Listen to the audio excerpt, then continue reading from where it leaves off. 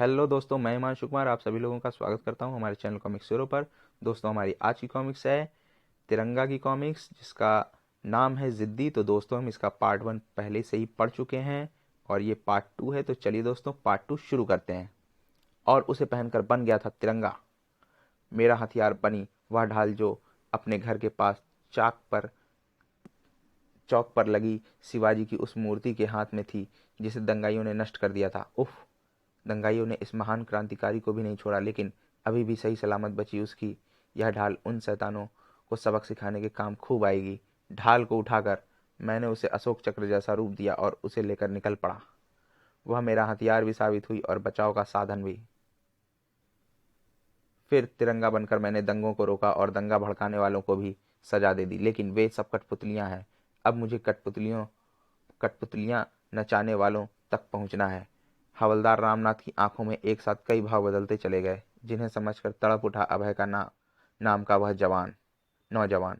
नहीं पापा नहीं, मुझे रुकने को मत कहिए, क्योंकि इस राह पर चलने से पहले मैंने तिरंगे की सौगंध खाई है।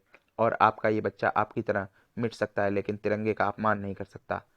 क्या कहा? मुझे पुलिस इंस्पेक्टर बनाने का आपका अरमान? आपकी बनवाई वर्दी पहनकर मैंने आपका अरमान तो पहले ही पूरा कर दिया है पापा, लेकिन इसका रंग खाकी इसलिए नहीं हो सकता कि खाकी वर्दी पहनने वाला हर इंसान किसी न किसी रूप में बंधा हुआ है।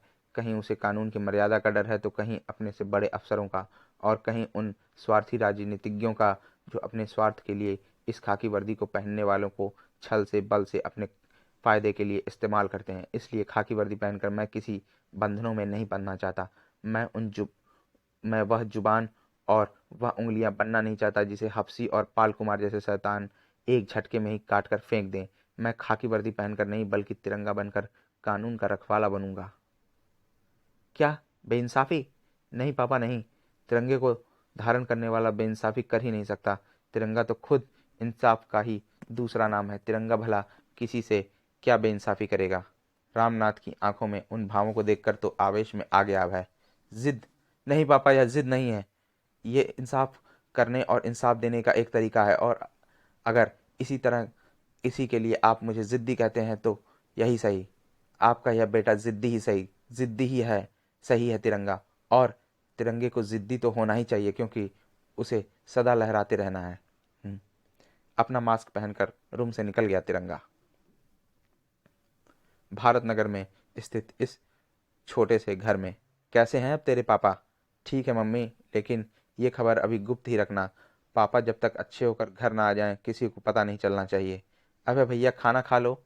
नहीं गुड़िया, अगर मैं खाना खाने बैठ गया तो कॉलेज के लिए लेट हो जाऊंगा। मैं चलता हूँ मम्मी, खाना लौट कर खा लूंगा। केएम कॉलेज अभय जिसमें कंप्यूटर साइंस पढ़ रहा है।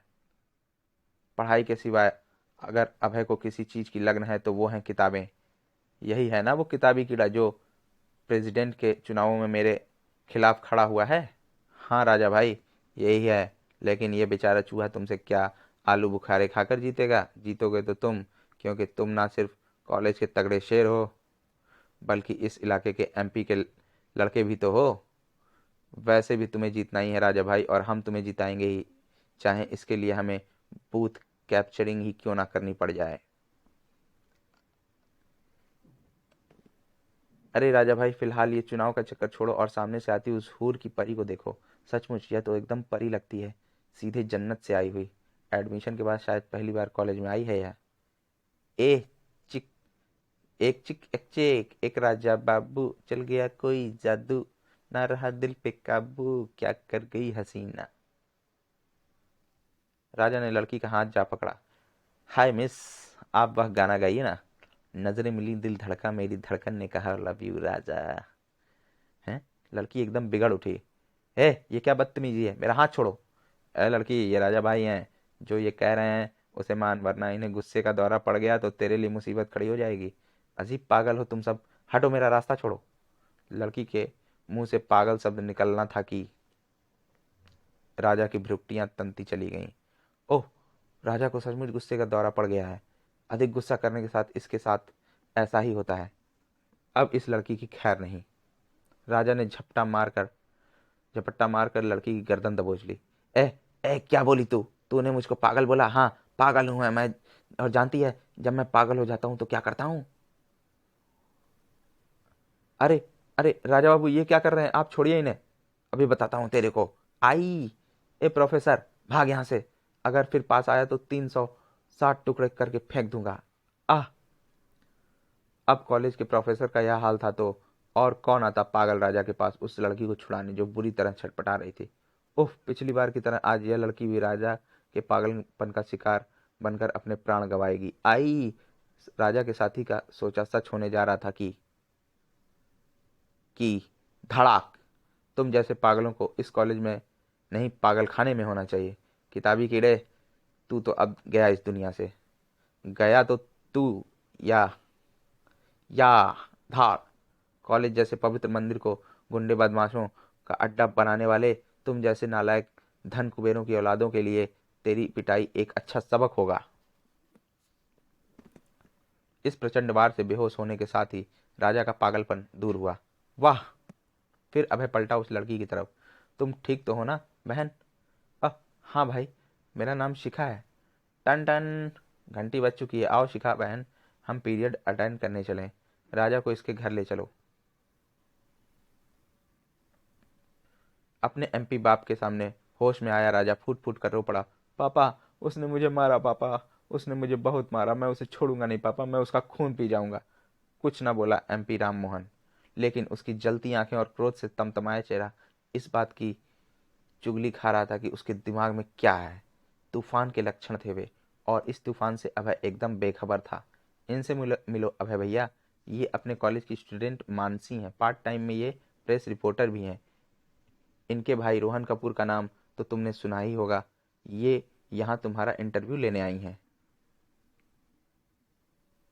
हेलो, मैं कॉलेज के जागरूक युवा शीर्षक से दैनिक खबरदार में एक लेख देना चाहती हूँ। क्या आप मुझे थोड़ा समय देंगे? क्यों नहीं, आइए बैठिए। हरी घास पर बैठकर अभय तब तक मानसी के प्रश्नों का उत्तर देता रहा जब तक एक्सक्यूज मी, मेरी क्लास का समय हो चुका है, मैं चलता हूँ। कमाल की चीज है तेरे भैया तो।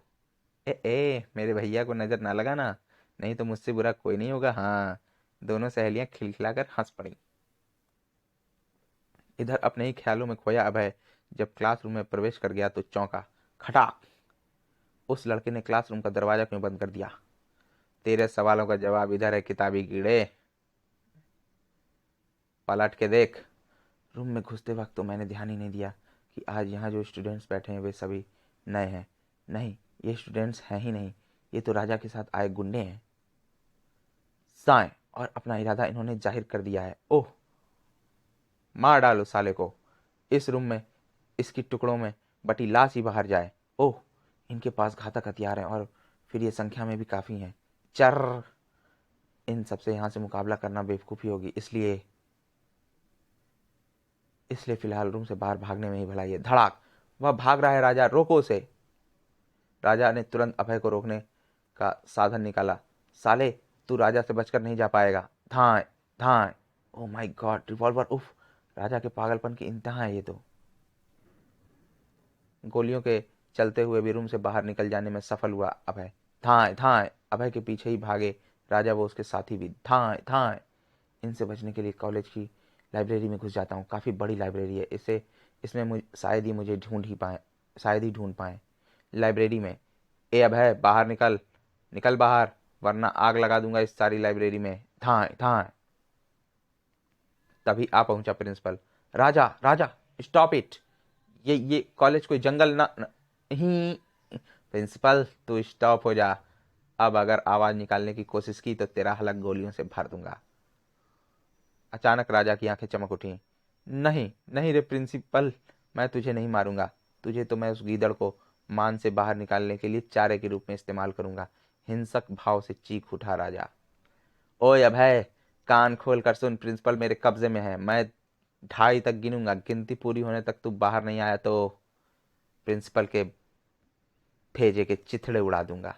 ओह, प्रिंसिपल साहब की जान खतरे में है, मुझे बाहर निकलना ही होगा, लेकिन अब यहां से अभय नहीं, तिरंगा बाहर निकलेगा।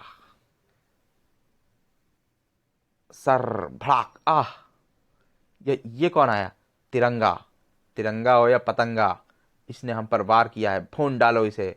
पाप की गोलियां कहाँ धाए धाए धाए उसका बदन छुपाई हैं, जिसने तुम जैसे जालिमों को मिटाने की सौगंध खाई है। धड़ाक धाक ठाक धड़ाक। 1000 पागल मरे होंगे तो तुझ जैसा एक पागल पैदा हुआ होगा, सिर्फ कुछ ही पल बाद। ये तिरंगा गवाह है कि तुम जैसे जब जब सिर उठाएंगे तब तब यूं ही बुरी तरह पीटे जाएंगे। फिर तिरंगा वहां नहीं रुका रहा। मुझे तुरंत ही यहाँ से रवाना होना चाहिए, क्योंकि अभी मुझे अभय बनकर लाइब्रेरी की पिछली खिड़की से अंदर पहुंचना है और फिर सभी के सामने बाहर निकलना है।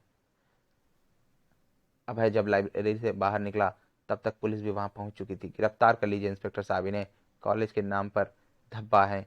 इन जैसे छात्र। आपको भी बयान के लिए पुलिस स्टेशन चलना होगा मिस्टर अभय। फिर पुलिस जीप सभी को लेकर वहां से रवाना हो गई। समाप्त। दोस्तों, हमारी ये कॉमिक्स यहीं पर समाप्त होती है और अब मिलते हैं तिरंगा की अगली कॉमिक्स में, जिसका लिंक आपको इसके डिस्क्रिप्शन में दिया हुआ है। आप इसे वहां पर खोल कर पढ़ सकते हैं। दोस्तों, आपको दोस्तों ये कॉमिक्स कैसी लगी हमें कमेंट सेक्शन में ज़रूर बताएं। धन्यवाद।